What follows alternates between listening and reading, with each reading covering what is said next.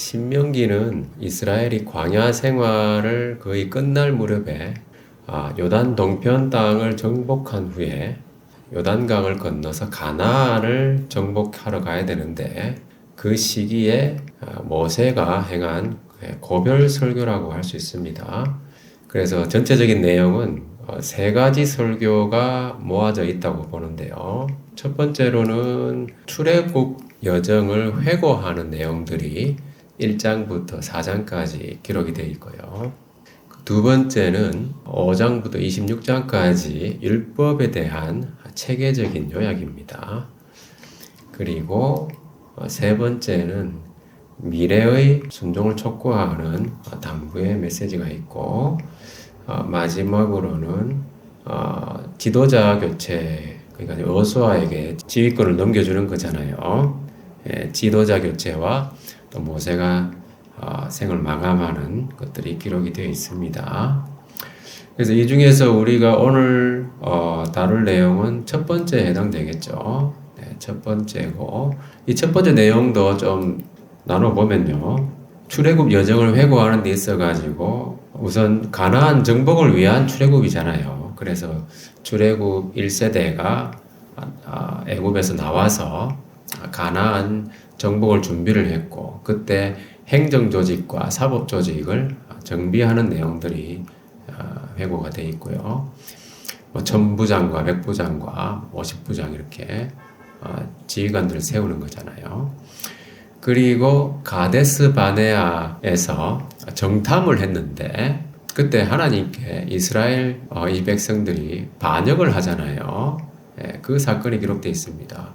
그러다 보니까 하나님이 아주 노하셔가지고 너희들은 약속의 땅에 들어갈 수 없다 이렇게 하셔가지고 가나안 정복이 출애굽 1세대에게는 연기가 되죠.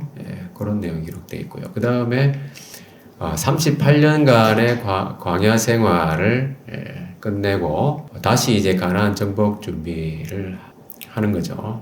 그때 이제 세대가 바뀌었잖아요. 출애굽 2세대가 가나안을 정복하기 위해서 에돔을 지나고 모압과 암몬을 지나는데 그 길을 허용을 안 하니까 돌아갔잖아요. 하나님께서 허락하신 땅이 아니기 때문에 거기는 정복하지 않고 돌아갔습니다.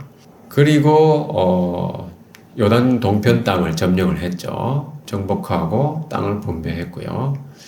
그리고 모세도 이제 요단강을 건널 무렵이 되니까 모세도 자기도 얼마나 가고 싶었겠습니까? 그래서 모세도 가나안에 들어갈 수 있게 해주십시오 했는데 하나님이 안 된다 이렇게 말씀하셨고, 그리고 뒤에 나오는 것은 율법을 준수하라는 거, 우상 숭배하지 말라는 거, 그리고 요단 동편의 도피성 선정이라든지 그런 내용들이 기록되어 있습니다.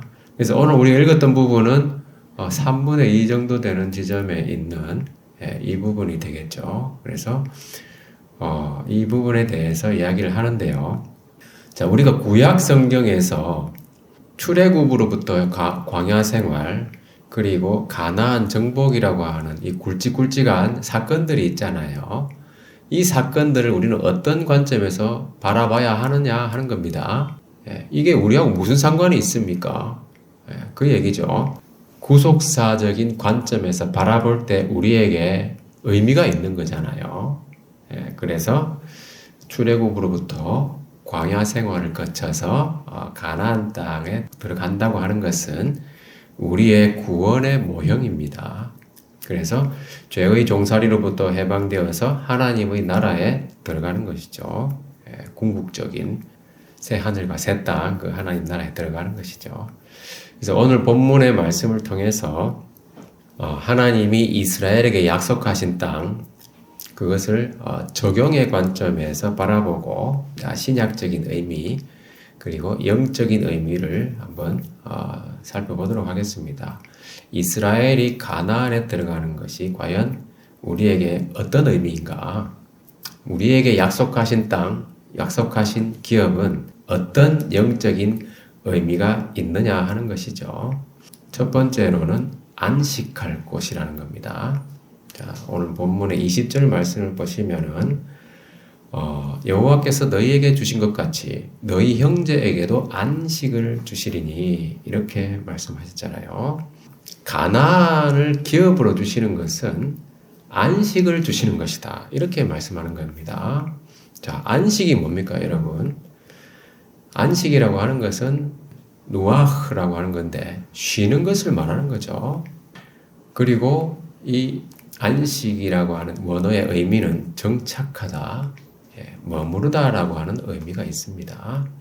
그래서 우리가 어느 곳에 정착해서 머무르려면은 기본적인 조건들이 필요하겠죠. 그죠? 먹을 게 있어야 되고, 그죠? 그리고 뭐 일할 곳이 있어야 되고, 또 편의시설이라든지 그런 기본적인 생활을 영위할 수 있는 그런 여건들이 갖춰져야 되잖아요.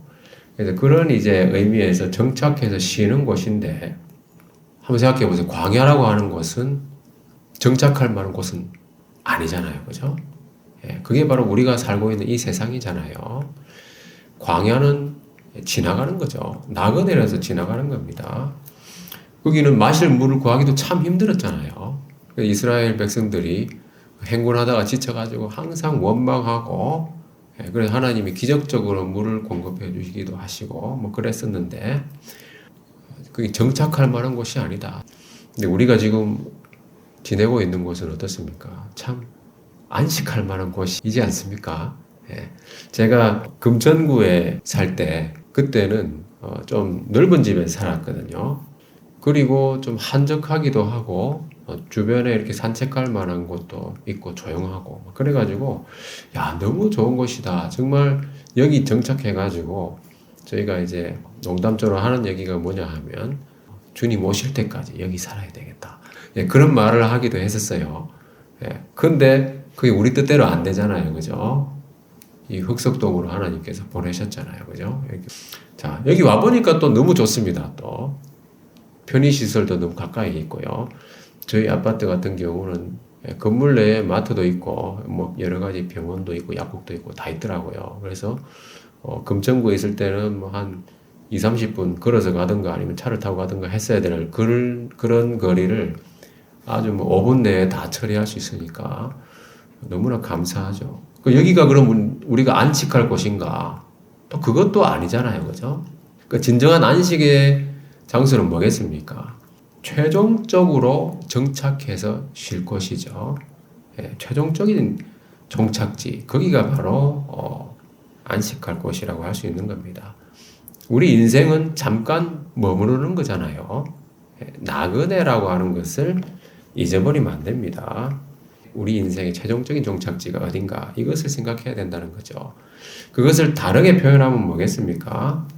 이 말씀의 그 마지막 부분에 보면은 뭐라고 나와 있습니까? 너희는 각기 내가 준 기업으로 돌아갈 것이니라. 네, 이렇게 말씀하고 있잖아요. 그러니까 안식할 곳이라고 하는 것은 돌아갈 때가 있다는 거예요. 일하고 나서 쉴 곳으로 가야 되잖아요. 돌아갈 곳이 있다고 하는 거. 그러니까 르우벤 지파와 갓 지파와 므낫세 반 지파에 대해서 모세가 이런 이야기를 하고 있는데, 너희 형제들과 함께 가나안 정복 전쟁을 치르고 다 끝나면은 너희는 각기 내가 준 기업으로 돌아가라. 돌아갈 때가 있다고 하는 것이 바로 안식할 곳이라는 거예요. 최종적으로 돌아갈 곳이 있는가? 자, 여러분에게 돌아갈 곳이 있습니까? 최종적으로. 거기가 바로 안식할 곳이라는 거예요. 거기가 바로 우리에게 약속하신 기업이라는 겁니다. 자, 근데 우리가 돌아간다는 얘기 많이 하잖아요. 돌아가셨다. 어디로 돌아갑니까? 너나 할 것 없이 다 사람이 죽음을 맞이하게 되면 그 죽음에 대해서 뭐라고 얘기하냐면 돌아가셨다고 얘기하잖아요. 어디로 돌아갔을까요? 과연? 창세기 말씀에 보면은 너는 흙이니 흙으로 돌아갈지니라. 흙으로 돌아간 겁니다. 흙인 사람에게는 흙으로 돌아갈 곧 흙이 바로 그들이 안식처다. 말이 됩니까, 여러분? 비참한 인생이라는 겁니다, 여러분. 예. 예수님이 뭐라고 하셨습니까? 육으로 난 것은 육이다. 흙으로 난 것은 흙이라는 거예요. 그죠? 흙이니까 흙으로 돌아가는 거예요. 육으로 난 사람은 흙으로 돌아가는 겁니다. 그래서 우리가 이런 흙으로 돌아가는 비참함을 경험하지 않기 위해서는 어떻게 해야 됩니까? 돌아갈 곳이 있어야 되잖아요. 그러려면은 육으로 난 것에 그치면 안 된다는 겁니다. 영으로 나야 된다는 거예요. 영으로 난 것은 영이니 그 영으로 난 사람에게는 하나님께서 돌아갈 때를 마련해 놓으신 거예요. 그게 어디입니까? 영으로 난 자들에게 약속하신 것. 그게 바로 우리에게 약속하신 기업이라는 겁니다. 그것이 예수님께서 약속하신 이 말씀에 보면 다 같이 읽어보겠습니다. 시작. 내 아버지 집에 거할 곳이 많도다. 그렇지 않으면 너희에게 일렀으리라. 내가 너희를 위하여 그 터를 예비하러 가노니 가서 너희를 위하여 그 터를 예비하면 내가 다시 와서 너희를 내게로 영접하여 나 있는 곳에 너희도 있게 하리라. 그래서 육으로 난 자에게는 이 거처가 약속되어 있지 않다는 겁니다. 그들이 돌아갈 곳은 흙입니다. 그리고 마지막에는 종국적으로 죽은 자의 심판이 있을 것입니다. 그러나 영으로 난 자에게 주 예수님께서 약속하신 것은 바로 하늘 처소예요. 내 아버지 집에 거할 곳이 많도다 그랬잖아요. 아주 큰 집입니다, 여러분. 정말 크고 넓고 아름다운 집이겠죠. 이 돌아갈 곳이 있는가 하는 것이죠. 그래서 히브리서 말씀에도 보면 그들이 나온 바 본향을 생각하였더라면 돌아갈 기회가 있었으리니와 이게 아브라함과 이삭과 야곱에 대해서 하는 얘기잖아요. 그들이 아브라함이 갈대아 우르에서 나와가지고 다시 자기가 나왔던 곳을 생각하면 그쪽으로 돌아갈 수 있었다는 겁니다. 그죠? 그쪽 지역은 나중에도 제가 말씀을 드리겠지만은 비옥한 지역이거든요. 문명이 발생한 지역입니다. 그러나 그들이 이제는 더 나은 본향을 사모한다고 그랬습니다. 그것이 어디 있는 거라고요? 하늘에 있는 것이다. 이러므로 하나님이 그들의 하나님이라 일컬음 받으심을 부끄러워하지 아니하시고 그들을 위하여 한 성을 예비하셨다 그랬습니다. 하늘에 있는 본향이 돌아갈 곳이라는 거예요. 그러니까 하나님께서 그 하늘에 그들의 본향, 그들을 위하여 한 성을 예비해 주셨습니다. 그 성이 어떤 성입니까? 요한계시록 말씀을 보면 그가 수정같이 맑은 생명수 강을 내게 보이니 하나님과 및 어린 양의 보좌로부터 나와서 길 가운데로 흐르더라. 강 좌우에 생명나무가에서 12가지 열매를 맺되 달마다 그 열매를 맺고 그 나무 잎사귀들은 만국을 치료하기 위하여 있더라. 여기가 바로 새 예루살렘 성에 대한 묘사거든요. 이곳을 하나님께서 예배하셨다는 겁니다. 그래서 너희 기업으로 돌아가라고 말씀하셨을 때 그 돌아갈 곳이 영적인 의미에서는 뭡니까? 하늘 본향이고요. 새 예루살렘 성입니다. 우리에게 약속하신 기업, 우리가 안식할 곳은 정착하여 쉬는 곳인데 최종적으로 돌아갈 곳이라는 거예요. 거기는 바로 하늘에 있는 본향이고 새 예루살렘 성이라는 겁니다. 그리고 두 번째로 생각해 볼 수 있는 것은 아름다운 땅입니다. 오늘 본문의 25절 보면은 모세가 이렇게 기도하잖아요. 구하옵나니 나를 건너가게 하사 요단 저쪽에 있는 아름다운 땅, 아름다운 산과 레바논을 보게 하옵소서. 모세가 이렇게 기도했습니다. 모세도 이렇게 표현할 정도로 보고 싶어 했던 거죠. 아름다운 땅이라고 하는 것이죠. 자, 모세는 아직 가보지 않았잖아요. 그죠? 근데 어떻게 거기가 아름답다는 것을 모세는 이렇게 말할 수 있었을까요? 모세가 정탐꾼을 보냈습니다. 정탐꾼들이 가가지고 40일 동안 정탐을 하고 돌아와가지고 보고를 했잖아요. 그때 그들이 하는 말을 들어보니까 너무 아름다운 곳이라는 거예요. 한마디로 표현하면 젖과 꿀이 흐르는 땅입니다. 젖과 꿀이 흐르는 땅. 그 모세는 말로만 들은 거예요. 젖과 꿀이 흐르는 땅. 과연 어떤 곳일까? 정말 아름답게 상상할 수 있는. 그런데 여호수아와 갈렙이 표현한 이 젖과 꿀이 흐르는 땅은 또 다른 의미가 있잖아요. 젖이 흐른다라고 하는 말은 뭡니까? 목축업에 적합한 곳이라는 그런 뜻이고요. 꿀이 흐른다는 말은 과일 농사가 잘 된다는 겁니다. 과일도 여러분 먹어보면 아시겠지만은 당도가 높은 과일들이 있잖아요. 그러니까 이 가나안 지역은 우기가 따로 있고 또 여름에는 또 비가 안 내린답니다. 땅에서 비를 머금고 있다가 강렬한 햇빛이 내리쬐이면서 당도가 아주 그러니까 높은 과일들이 생산이 된다고 하거든요. 그러니까 지금도 이스라엘의 포도나 무화과나 대추, 야자의 당도는 세계 최고라고 하거든요. 그래서 젖과 꿀이 흐르는 땅은 그런 의미고요. 그리고 이곳은 비옥한 초술달 지대라고 하는 곳입니다. 뭐냐 하면 이집트하고 메소포타미아 이 두 문명이 있잖아요. 이 두 문명을 이 양 끝으로 이어주는 그 요충지에 이 가나안이 있다는 겁니다. 그래서 이 두 문명이 왔다 갔다 하면서 교역이 아주 활발하겠죠. 그리고 경제적으로도 아주 풍족한 교역이 활발하기 때문에 그런 의미가 있습니다. 경제적인 의미에서도 젖과 꿀이 흐르는 땅이라는 거죠. 그리고 대륙을 이어주는, 여기는 아프리카 대륙이고 여기는 또 아시아 대륙, 또 유럽 대륙이 있잖아요. 그러다 보니까 교통의 요충지잖아요. 또 강대국들이 대륙을 지나갈 때는 항상 부딪히는 그런 경쟁이 치열한 곳이기도 하고요. 그런 지역이다 보니까 모세는 자기는 눈으로 보지 못했잖아요. 가보질 못했잖아요. 그러다 보니까 정말 가고 싶었던 곳이죠. 그래서 구하옵나니 나를 건너가게 하사 보게 하옵소서. 그 모세가 이렇게 하나님께 말씀드리면서 간구할 정도로 보고 싶어 했던 그런 곳이었죠. 광야 생활만 주로 하다가 좀 정착해가지고 자기도 좀 한번 쉬어보고 싶은 그런 욕구가 있지 않았겠습니까? 아름다운 땅을 보면서 또 누릴 것을 좀 누리면서. 그리고 모세는 나이가 지금 120살이 되었지만 그 눈이 흐리지 아니하였고 그 기력이 쇠하지 아니하였다 그랬거든요. 그러니까 모세는 하나님과 아주 긴밀한 관계 가운데 있다 보니까 건강 상태도 아주 좋았던 것 같아요. 그러니까 얼마나 그 누리고 싶었겠습니까? 그러니까 모세도 간절히 보고 싶어 했던 그 정도로 아름다운 땅이라는 겁니다.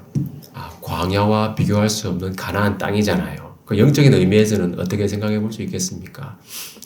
광야 같은 이 세상과 비교할 수 없는 정말 아름다운 곳. 조금 전에도 얘기했지만 영원한 하늘의 성, 새 예루살렘 성이죠. 그것은 우리의 구원의 최종 상태입니다. 우리가 구원받은 이후에 이 세상을 살아가는 동안에 성화되는 생활을 해 나가고요. 그리고 마지막으로는 영광스러운 몸으로 변화되잖아요. 혈과 육은 하나님 나라를 유업으로 받을 수 없다고 했습니다. 우리는 영적으로 성령으로 다시 태어났기 때문에 새 예루살렘 성 하나님 나라에 들어갈 수가 있다는 거예요. 그 구원이라고 하는 것은 얼마나 놀라운 것인가. 이 구원을 어떻게 하나님이 이루셨습니까? 자기 아들을 주셔서 이루신 거잖아요. 그러니까 이 구원을 이루는 것은, 이 복음은 비밀이라는 거예요. 정말 놀라운 비밀. 어떻게 이런 구원이 이루어질 수 있는가? 이 베드로전서의 말씀에 보면은 이 구원에 대해서 천사들도 살펴보기를 원하는 것이다. 이렇게 표현하고 있어요. 왜냐하면 하나님이 자기 아들을 보내서 이루신 구원이라는 겁니다. 그러니까는 천사들도 살펴보기를 원하는 그런 구원. 그 구원의 최종 상태는 얼마나 영광스러운 것입니까? 그러니까 모세가 그렇게 보고 싶어 했던 것. 천사들조차도 살펴보기를 원하는. 그 찬송가에 보면은 508장에 이런 찬송이 있죠. 주 내게 부탁하신 일 천사도 흠모하겠네.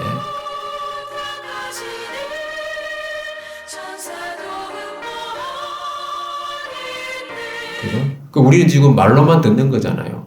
모세도 여호수아와 갈렙을 통해서 그 정탐꾼들을 통해서 젖과 꿀이 흐르는 땅이라고 하는 것을 말로 들었잖아요. 우리는 하나님 말씀을 통해서 자꾸 듣는 거예요. 얼마나 아름다운 곳일까? 그 상상하는 거잖아요. 그것을 우리는 사모해야 된다는 거예요. 그 구원을. 그래서 천사도 흠모하는 것이다 하는 것. 자, 이 천사들도 흠모하는 이 구원의 은혜, 그 복음의 비밀이 다 성경에 기록되어 있는 거죠. 그래서 우리가 성경을 깊이 알면 알수록 하늘의 영광을 더 사모하게 되고 복음의 비밀을 알게 된다는 겁니다. 자, 모세도 정말 누리고 싶었어요. 그래서 간절히 구했습니다. 모세가 그렇게 간절히 보고 싶어 했었습니다. 그렇지만 하나님 뭐라고 하셨습니까? 그만해도 족하니 이 일로 다시 내게 말하지 말라. 하나님이 거절하셨죠. 그래서 우리에게 약속하신 기업은 모세가 이 세상에서는 누리지 못한 것입니다. 모세가 누리지 못했다고 하는 것은 아주 의미심장한 거죠. 너는 이 요단을 건너지 못할 것임이니라. 모세가 상징하는 것은 뭡니까, 여러분? 모세가 하면 떠오르는 단어가 있잖아요. 뭡니까? 모세, 율법. 모세는 율법을 상징하는 사람이에요. 이게 구약이죠, 구약. 그러니까 옛 언약의 대표가 바로 모세입니다. 그러니까 모세가 요단을 건너지 못한다는 말은 무슨 말입니까? 율법의 역할은 거기까지라는 거예요. 자, 갈라디아서 3장 24절 말씀을 다 같이 읽어보겠습니다. 시작.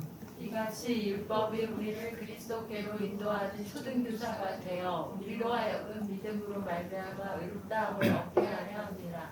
율법이 하는 역할은 뭔가? 우리를 그리스도께로 인도하는 것이 바로 율법의 역할이라는 거예요. 그래서 하나님의 약속, 기업, 그 영원한 생명을 얻는 것은 율법을 통해서는 안 된다는 거예요.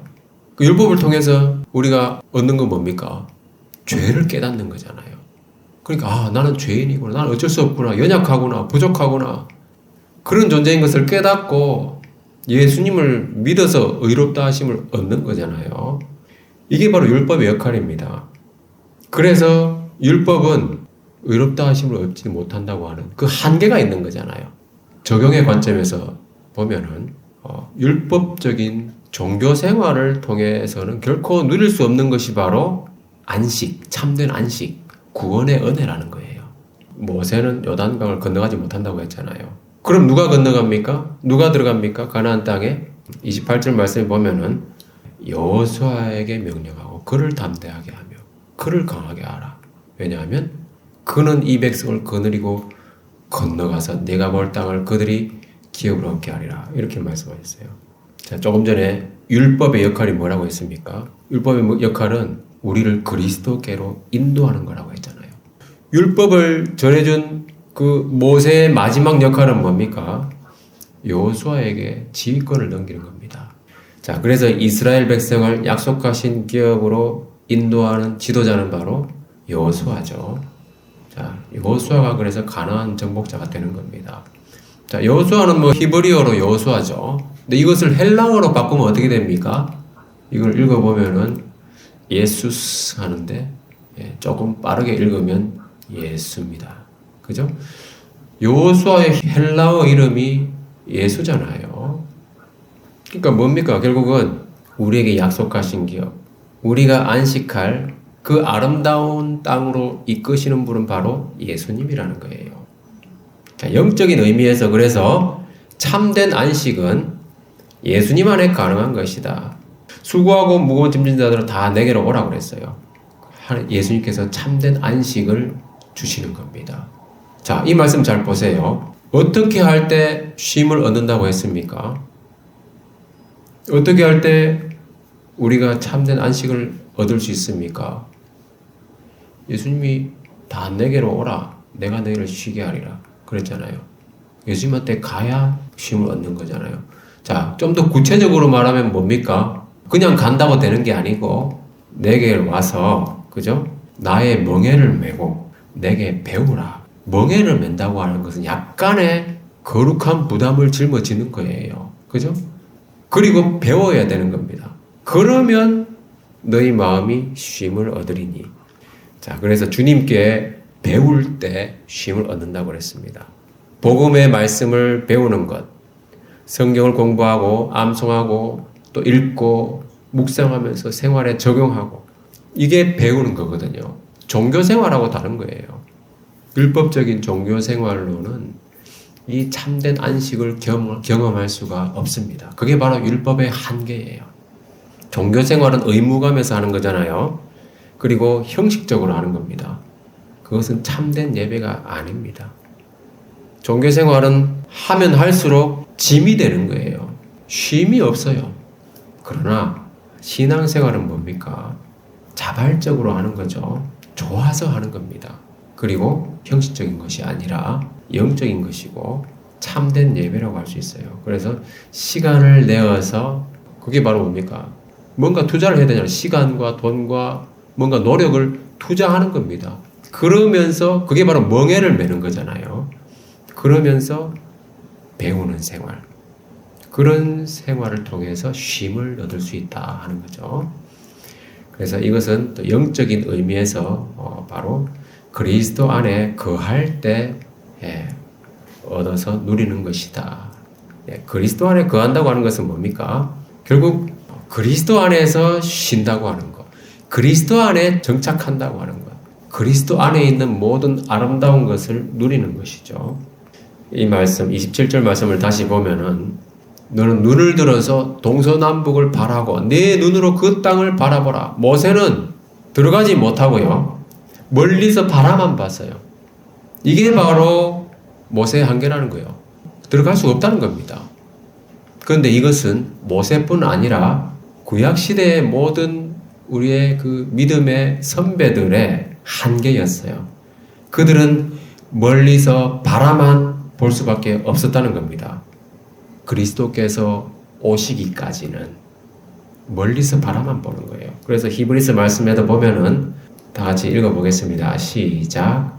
이 사람들은 믿음을 따라 죽었으며 약속을 받지 못하였으되 그것들을 멀리서 보고 환영하며 또 땅에서는 외국인과 나그네 힘을 증언하였으니. 구약의 모든 믿음의 선배들은 약속하신 것을 받아 누리지 못하고 다만 멀리서 보고 환영했다고 했어요. 자, 우리는 어떻습니까? 우리는 그리스도 안에 거하면서 참된 안식을 누릴 수 있다는 겁니다. 이것이 바로 모세나 구약의 선배들이 그렇게 보기 원했던 것이에요. 이것이 바로 예수님의 부활과 승천으로 새롭게 시작된 신약 시대의 비밀입니다. 그게 뭡니까? 바로 교회라고 하는 거예요. 하나님께서 성령을 우리에게 보내셔가지고 하나 되게 하신 것. 이것은요, 성령을 우리 안에 내주하신 것. 그죠? 우리를 아들로 삼으신 것. 자녀로 삼으신 것. 이것은 구약에서는 그냥 모형으로만 경험했던 그런 거잖아요. 우리는 실질적으로 성령 충만함을 통해서 바로 하늘의 영광을 경험하고 누리고 감사가 넘치는 생활을 할 수 있다는 겁니다. 그게 바로 교회 생활이에요. 신앙 생활이라고 하는 것은 바로 진정한 교회 생활이라고 하는 겁니다. 말씀 마무리하겠습니다. 요한복음 15장 4절에 보면은 내 안에 거하라 나도 너희 안에 거하리라 이렇게 말씀하셨어요. 우리에게 약속하신 기업은 뭡니까? 바로 그리스도라는 거죠. 예수님이 내 안에 거하라고 그랬잖아요. 그죠? 우리가 거해야 할 곳, 우리가 쉬어야 할 곳, 정착해야 할 곳, 우리가 돌아갈 곳도 바로 그리스도라는 겁니다. 그래서 기업이라고 하는 것은 더 이상 장소의 개념이 아니라는 거예요. 물론 궁극적으로는 새 예루살렘 성에 들어가는 것이지만 이 땅에서도 누릴 수 있다고 하는 것이 바로 신약 시대의 특징이죠. 그래서 그리스도 안에 거하는 것. 어떻게 거합니까? 다 같이 요한일서 3장 24절 읽어보겠습니다. 시작. 그의 계명을 지키는 자는 주 안에 거하고 주는 그의 안에 거하시나니 우리에게 주신 성령으로 말미암아 그가 우리 안에 거하시는 줄 우리가 아느니라. 계명을 지킬 때 주 안에 거한다고 했습니다. 그 계명은 뭡니까?